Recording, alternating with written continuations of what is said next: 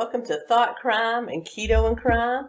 Today we have got the second book in the Chad Daybell Standing on Holy Ground series, The Celestial City. This one was weird. This one was really weird. And if it's any indication of the 3 books yet to come, it's going to be bad, y'all. But before we get started, I want to say thank you to my wonderful channel members and patrons. Couldn't do it without you. If you'd like to join them, please, there's a link to join the channel below. There's also a link to my Patreon down there. I'll also link it up here. If you'd like to support the channel otherwise, if you haven't subscribed yet, go ahead and hit that subscription button, like, comment, share. Best way to support the channel. And if you are looking for Christmas gifts and a one-time gift to the channel, always happy because it just helps me upgrade. You know, I can buy new cameras, new mics, which is what all my very generous support from my patrons have done, as well as purchase these books and research the other cases that we're going to be covering this fall and winter. So it all helps. But if you'd like to buy some of my great new merch designs that I think are great, please, I'll link it up here, also below. Check that out.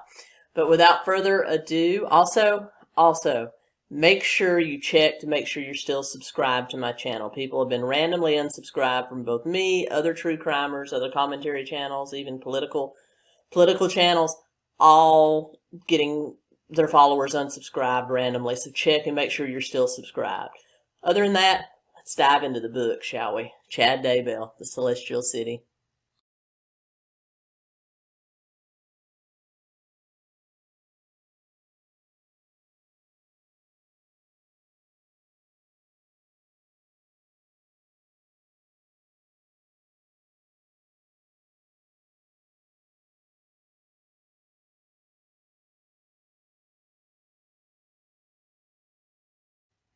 The Celestial City by Chad Daybell. This one was just over 200 pages, yet it was divided into 30 chapters. So very short chapters here, Chad. Also, there was lots of full scriptures being cut and pasted from the Book of Mormon in this, so there was a lot of filler. There was also a foreword by Chad Daybell where he says this is fiction and just his opinion on things to come based on his interpretation of prophecies in the Bible and the Book of Mormon. So he tells us it's bullshit all up front. So, way to go, Chad. Anyway, I do want to tell you, I did read this book in one sitting. Also one setting, because I was in my bedroom. But I read it in one sitting in one setting. So, yeah. Not because it was that good, but just because I just wanted to power through, didn't want to have to spend another evening reading this. It took me about 3.5 hours to power through it. I speed read a little bit as well, also taking notes, highlighting, that sort of thing. I read it on Kindle. This was not available on Audible, and I see why. But, yeah, like I'd said in my community post earlier, I went full Daybell on this one. Don't ever go full Daybell. That's all I'll say. So let's get into it, shall we? First, the foreword. So, of course, he recaps what happened in the Great Gathering. So we learn all about, literally every character has its own little subsection where it tells you exactly what happened. Tad, you know, had a crisis of faith, but now he's come around. Emma, his wife, tried to keep him in line along with their 3 children, 18-year-old David, Charles, and I can't remember Leah, their daughter. So Charles is 18. David is 18. Charles is like 14, and Leah is like 11. And then you have, of course, Kim and Josh, who are Emma's sister-in-law's brother and sister-in-law. They're in Guatemala with their mission. And somehow, after all the Hurricane Barton and all those hurricanes and stuff in Guatemala, they have led the people, the 15,000 Guatemalan saints, you know, because the Mayans that were part of Guatemala and Peru. They're Mormon. Yeah, they're straight descended from the Nephites. So anyway, they led all of these people, 15,000, through Mexico into Arizona.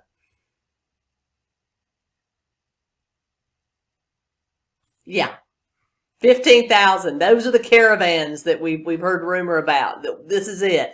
That was a figment of Chad Daybell's imagination. Caravan from Guatemala marched right through Mexico with absolutely no issues whatsoever and got into Arizona. Flagstaff, one of the whitest cities in America. 15,000 Guatemalans just march up in there and no one noticed. Also, there is this flu-like virus, just the same as we heard in the other series we read. As I said, this is like Walking Dead, Fear the Walking Dead. It's two parts of the same story. So a lot of repetition. In fact, I think the last few chapters of this are total BS because it was rushed through. Just like I said, the climax in some of the others, in the other series, kind of rushed. But anyway. So we talk about how now the American government's non-existent, which is probably how the Guatemalans were able just to march. But 15,000 on foot. They had one bus that somehow miraculously never ran out of gas, like the Maccabees and the fuel for the flames. And they also were able to get new tires every few thousand miles. How? They steal them? Chad. Plot holes. Plot holes. I have worked with many men and women from Guatemala in my life. None of them are going to be as ignorant as you, Chad Daybell, and walk from Guatemala through Mexico up to Arizona. They have much more ingenious ways of getting where they need to go. They're very industrious people. So I'm insulted for them. But anyway. The Magic Maccabee bus. They had that. Remember, that will come into play later. But, so we have this flu-like virus killing thousands. We have the coalition forces, which we now know are led by Russia and China, are making a sweep from the west and the east, coming into the middle, and then they're heading for the focal point of Denver, just like in the other series, how the coalition forces were all at the Denver airport. Well, same thing here. They're converging on Denver, coming from all areas from the invasion. They are killing Americans with swords because they don't want to waste their bullets. And the American government has essentially gone into hiding. They suspect that the president, who we determined last time was not Obama, but was probably George W. Bush, is going to hide in a bunker. Okay, Chad. And now there's 20 feet of snow in the Rockies that have essentially stopped the coalition forces at the Rockies. The coalition has seized control of the former Chip Authority. Remember, it's hip to get the chip. And they're tracking and killing thousands of Americans, but they can't find any of the thousands of Mormons that have suddenly disappeared. They can only see the few hundred Mormon that actually got the chip implant, and they see a few hundred of them scattered in the Rockies. So now this contingent of coalition troops is heading for the Rockies looking for a few hundred Mormons. They think this is just a simple cleanup operation. Okay, so aside from the Mayan caravan, we have Emma Tad living with Doug and Becky, remember her brother and sister-in-law, and all their children in one house in Manti, Utah. No electricity. They get wood from, they get heat from wood stoves. Just, sure, they're drinking instant coffee. It's just bad. But they're living in this Manti camp, which is part tent, part house. And all 4 adults and all of their children are living there. Now, Mark and Michelle, Doug and Emma's parents, are at the Manti Temple, where after creating all the generating systems and helping set up the schools and all of that, they are now then retired to the Manti Temple, and we don't really hear from them anymore. So they're there watching Zoom, enjoying Zoom calls and stuff like that. The church, the LDS church, is splintered yet united by the power of the almighty Zoom network, and they are preparing to fight back. And that's where the book picks up, joining Tad, Emma, Doug, and Becky at the Manti camp, preparing for winter. Shall we join them? Do we have to? I believe we do. Let's do it.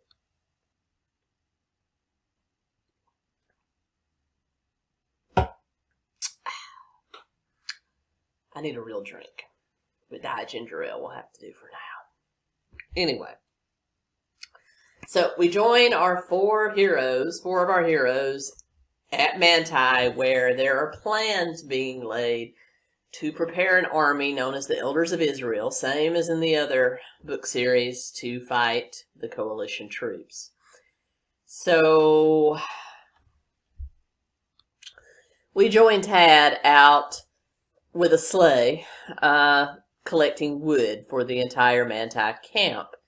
He's missing how his son David and Charles would usually help him, but he decided to let them sleep. And because there were so many people in the house, the adults had the house, and the kids slept in big tents out in the yard. So he decided not to disturb them. So he gathers all the wood and heads back. He said he's starting to wait. He wants to wake them so that they can help him deliver it to the other people in the Manti camp, particularly the elderly. Now, I will say this. Even though we know Chad is very much fringe and very much has beliefs that the regular Mormon church doesn't, if their morals and ethics and standards are, for the entire LDS church, there's some good people there. I mean, I've read enough of these books to know that helping others and helping the needy is very much part of their culture. So I gotta say kudos. Anybody that, so this whole thing about gathering and delivering wood to the elderly, it's nice. You have to admit that. But anyway, so he gets to the tent and he wakes up David, and David said, "No, don't wake up Charles. I'll do it. In fact, why don't you go in and have breakfast with Mom, because you haven't been able to do that. I'll deliver the wood." So, of course, Tad is like, "Really? Thank you, son. Thank you." So he gathers, he gets in the sleigh, he heads off to deliver the wood to the people that need it, and Tad goes in to have breakfast with Emma and the other adults in the house, because they're in the house, kids are in the tent. Remember that. At least the boys are. So as they go in, of course, he's greeted by the other adults in the kitchen saying, "Hey, you got back early from delivering wood." Well, no, David said he would do that. So he kind of hangs out in the kitchen, waiting for some food, and Becky wanders in. Remember, Doug's wife, Becky, is pregnant, and so she's very pregnant now. And so she wanders in and said that Doug told her that there was a very important meeting among the LDS elite in the temple last night. And he's eager to tell them all about it. He'll be here in a minute. So they tease her a little bit about her bulging belly. And then Doug enters and they all sit down to have instant coffee and, I don't know, biscotti, whatever you eat in a Mormon camp. Anyway. So he repeats what Becky literally just said 3 paragraphs early, and talks about an important meeting at the temple, how satellite communications has been down for a couple of days, but they got the network working again, and now they were able to communicate with other Mormon groups around the country. And they were able to get a feel for what's actually happening in the United States, because, there's like 2 computers per camp and they keep people in the dark generally. And so now they're able to find out what's been going on in the US of A. So that's the power of Zoom, Zoom, Zoom. Anyway, so they talk about how the coalition forces are making a push for the Rocky Mountains, how they think it's only a mop-up operation because only a few hundred Mormons ever got the chip. So they think they're literally looking for a few hundred renegade Mormons. and how the flu-like disease, even though it's ravaged citizenry as well, it's pretty much taken the initial army down from its height of like 30,000 troops. That's another thing. 30,000 coalition troops took out millions of Americans with swords. Chad. The Japanese did not invade us by land in World War II because they feared a gun behind every blade of grass. Do you really think 30,000 teenage soldiers, because they make remarks that most of these are like teens and 20-somethings that could be lured with the promise of their own house once they conquer America, could defeat millions of Americans, hundreds of millions of Americans with guns?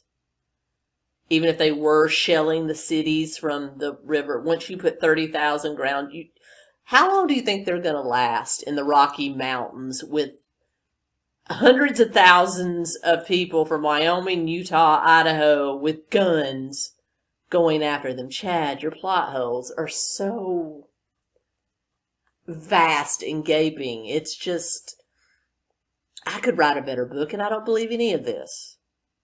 Literally. Ugh. So anyway, how it's taken these troops down from 40,000 down to about 15 total troops left. And they're somehow ravaging Americans with swords.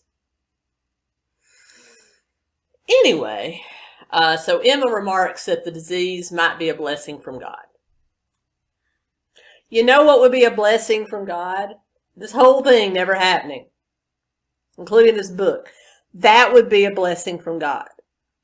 Not a disease that killed half of a force that could never have invaded and conquered the United States to begin with. Plus, he talks about all of the natural disasters and stuff that weakened the American populace. Again, bolt-action rifles are not going to be destroyed by some wind and rain. Again, back to my original point. But how now there was no fuel because of the oil embargo, but yet all these countries against the United States, they only send in 30,000 troops. I'm sorry, I can't get past this plot hole. It's just so gaping. Anyway, so he talks about how New York City flooded and how one of their Mormon spies that was in New York said that people were killing each other, eating each other, just, gothic and just very Lord of the Flies. But yet his spy, their Mormon spy in New York, managed to swim the Hudson River to get to New Jersey to find food. No one is swimming the Hudson River. You will come out of that thing with 3 eyes. Chad. And then he talks about the tsunamis and the typhoons and the illness that killed so many. Okay, yeah, with COVID, I can't really say that there won't be a disease that couldn't wipe out a bunch of people, but I'm still dwelling on that 30,000. I'm going to stop. Y'all, I'm sorry. I will continue on. I'm sorry about the rant, but it's just one of those things I can't get over. So anyway, it says that the United States government has gone underground, that the president might be in a bunker somewhere in Virginia, Maryland area, but we don't know for sure, and that now how Russia and China are starting to interfight. They blame each other for the fact that they haven't been able to fully conquer the U.S., and they've basically abandoned their troops here. So they could possibly be going to war with each other. So they basically abandoned these coalition troops. Again, if you had sent more than 30,000, I'm going to stop. Sorry. But the White House has been burned. Capitol building's been burned. Washington Monument's burned. Evidently, New York is flooded so bad people are swimming in the Hudson. So that's the picture he's painting. Then we cut to Josh and Kim, who are marching with 15,000 Guatemalans down the interstate in Arizona on foot with one magical Maccabee bus that never seems to run out of fuel. And so they're actually, he's there with his Guatemalan friend, Mathoni. He and Josh have gone to scout the area. Kim is kind of there with the rest of them. They've stopped to rest, and she's just hoping that Josh gets back okay. We cut to about 8,000 coalition troops near Page, Arizona, where Mathoni and Josh are watching from a mountainside, and they're estimating there's about 8,000 troops, and that they are fishing and sunning themselves and don't really seem to be concerned about what's going on. And he says that he fears how he's going to get such a large caravan of 15,000 out of Arizona without these troops seeing it. You don't have one gun? Yeah, 15,000. I would say probably at least 10 of those are able-bodied men and women. So you can't defeat these 8,000 soldiers. They're totally not expecting you to be there. You already have the high ground. Haven't you ever read The Art of War? Evidently not. But anyway, they look across this mountain range and they see some dude in the shrubbery with a BYU hat in the middle of the desert in Arizona. And then they talk about how Brigham Young, before they even, like, the side of the BYU hat gets them off on Brigham Young, and about how that this whole thing was, sent from Brigham Young. Brigham Young prophesies about all of this happening, and then they notice the dude with the BYU hat is starting to back away. They kind of go after him to see who he was, and Mathoni comes up behind the dude and basically says, "Who are you?" Literally, just like that. And they talk for a minute with Josh watching. They walk over toward Josh, and Mathoni introduces him to Josh by saying, Elder Brown, remember Josh Brown, "This is Joseph Ivhima, a leader of the Hopi Native American tribe that occupies these areas, and a member of the LDS Church."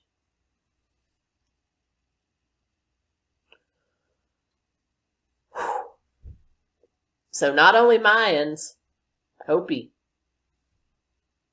And he's a BYU fan.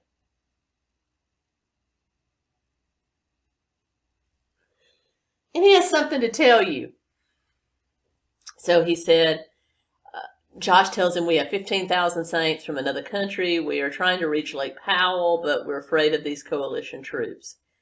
And Joseph tells him, "Well, it's not safe to take them the direct way, obviously.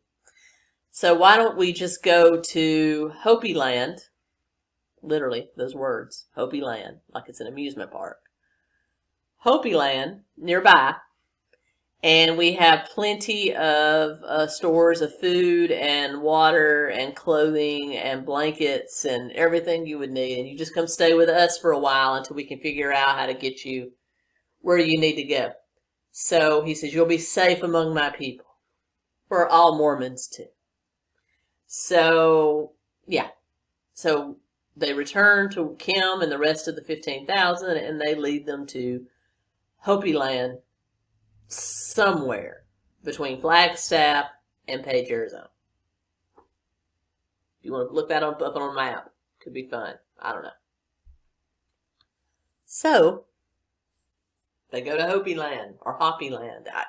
I apologize. I'm not even sure if this is a real Native American tribe. So if it is, I mean, absolutely no disrespect. I'm just making fun of his insane ideas. But anyway, so they go there.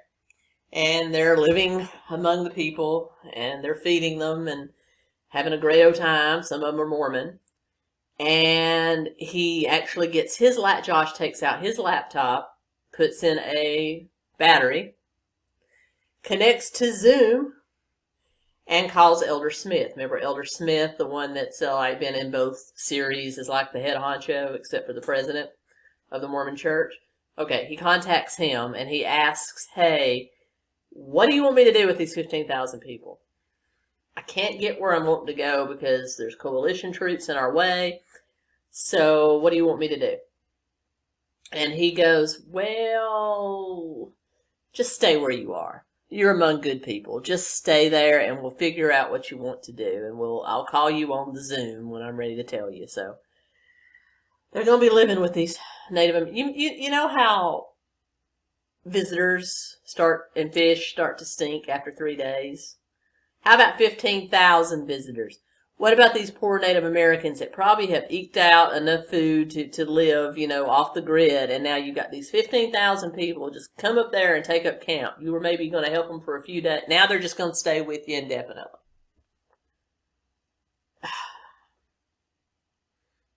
Haven't they suffered enough? I mean, come on. Anyway, so now we cut to Missouri. Now, the coalition, all these LDS groups have their sights set on the Kansas City, Independence, Missouri, maybe Branson area of Missouri, because that's where New Jerusalem is supposedly going to be built. That's the celestial city this whole book's about. So you have a contingent of coalition troops that are in and around that area that are heading west toward Denver. And among these troops, you have a young 20-year-old gentleman by the name of Mitko Petrov. Now, if that name sounds familiar, it's the name of the fictional president of Russia in Harrison Ford's Air Force One. Yeah, it sounded familiar to me too. I have a feeling that Chad Daybell is probably a fan of those kinds of movies, so that's probably where he got the name. But anyway, so he's a Bulgarian that was actually raised partially in the United States because he had parents that wanted something better. They immigrated to Europe and then to the United States, and Western Europe and the United States, and he was raised partially. His father went to school, got an education, became an engineer, but then his educational visa was canceled, so the whole family had to go back to Bulgaria, and Bulgaria is kind of a developing country in the Eastern Europe, Yugoslavia, Czechoslovakia area. Ironically, because I'm a horror nut, I can tell you a lot of horror films are filmed there. All the Wrong Turn movies that were supposedly in West Virginia, most of them filmed right there in Bulgaria because it's a very rural country that gives huge tax breaks to people that want to film. So, interesting fact. But that's where he grew up. That's where he was from. And even though his parents raised him, his father went to college in Utah, Arizona, that area, became a Mormon. So did his mother. He was raised a Mormon. And so they went back to Bulgaria and continued the tradition of being raised in an LDS fashion. And so he was very devout and was hoping to go on a mission, and then, the whole world fell apart. And then you had these coalition, Russia and China coming to Eastern Europe.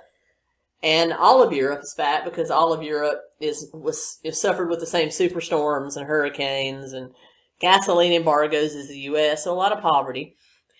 And this guy was recruited by the coalition army because they promised them food, money, everything that they need, plus a house of their own in the United States. And Mitko literally had no other option but to join the army because there was poverty all around him. Even his parents told him to trust God. But he loved the United States. He did not want to do this to the United States, but he had a conversation with God in which the Spirit told him that this was his destiny, to join the coalition and be prepared for his mission that would be revealed to him later. Well, this is who we're meeting now in Kansas City, Missouri. And he's part of a contingent of troops that are looking for American survivors. They have a chip detector from the previous chip authority, and they have been trailing some supposed survivors into this field in the back of a city, probably Kansas City.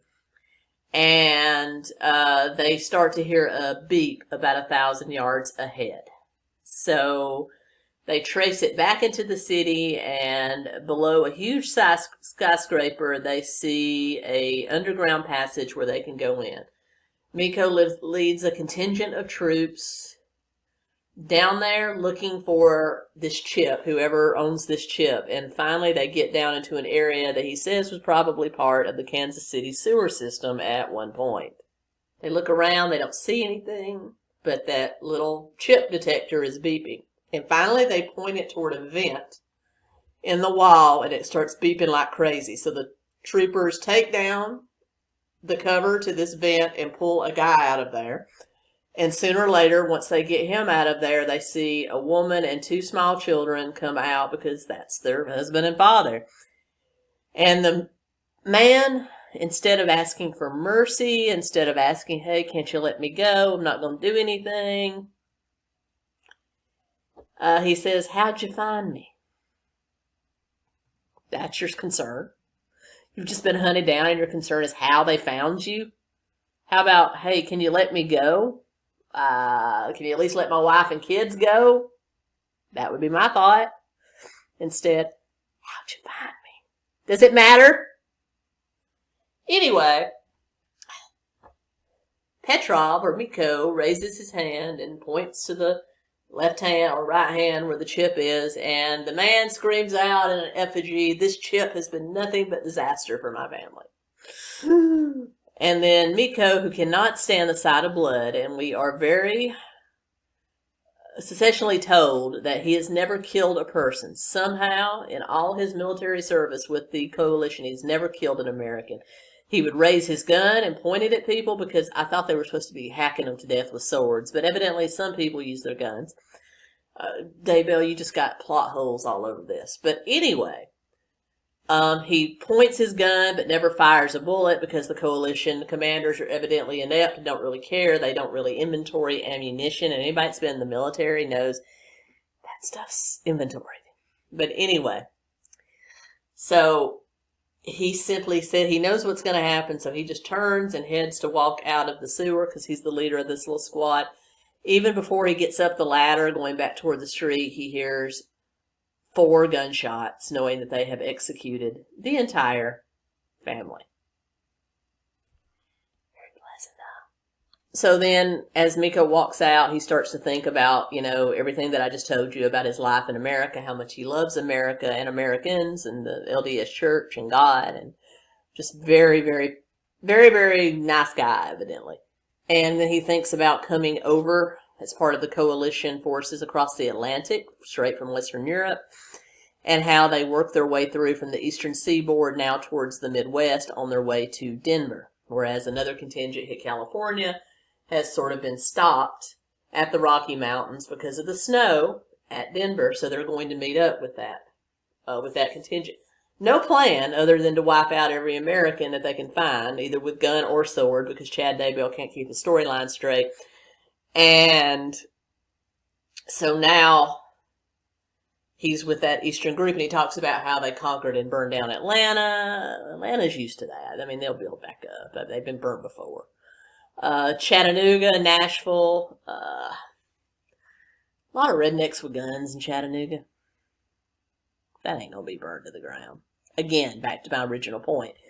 But anyway, he talks about then how he can't bear the killing. He wants out of this as soon as possible. He trusts in God to give him, to give him his mission so that he can get out of this. He's trusting in God that he's going to get him out of this. Then he talked about how the first major snowstorm of the year arrived that very night, and how they woke up to a completely frozen field in which were found citizens from Kansas City that had managed to hide, but when the soldiers marched in, they of course went out and they tried to camp together in this field, and they all froze to death. Very nice image, Chad. Now, the soldiers had been trapped in Kansas City for quite a while, and that flu-like sickness had swept through them, and their 12,000 troops was now down to 7,000. And Miko blamed it on a lot of the soldiers that were there were weak. They were young kids. Many of them were overweight because evidently the coalition had no standards. I'm not saying that I'm overweight myself, of course. But as far as physical fitness, somebody my size wouldn't be accepted for the Army. I barely made it the first time. I enlisted at 17. So you have all these people that were really not, should never have been made soldiers, but yet they were, because they just wanted people that would invade a country on a promise of a house and land. And so a lot of these kids weren't cut out for this, and so a lot of them died. And he was one of the ones that was very physically fit, kept in shape, and he spent his time looking for Mormon artifacts. Missouri, Kansas, that whole area, Illinois, huge part of Mormon history. Joseph Smith, that's where they were before they went west. So he spends his time in the area outside of helping to bury his dead fellow soldiers who are now hunkering down to try to outlast the winter and the disease on the high plains. He spends his time looking for Mormon artifacts. He's found a Holy Bible, which he treasures, and he's trying to find a Book of Mormon, but he hasn't been able to find one. And one day when he's just out walking around, he stumbles into an old Mormon temple and finds not only a Book of Mormon, but there is a blackboard there where it has 4 things written.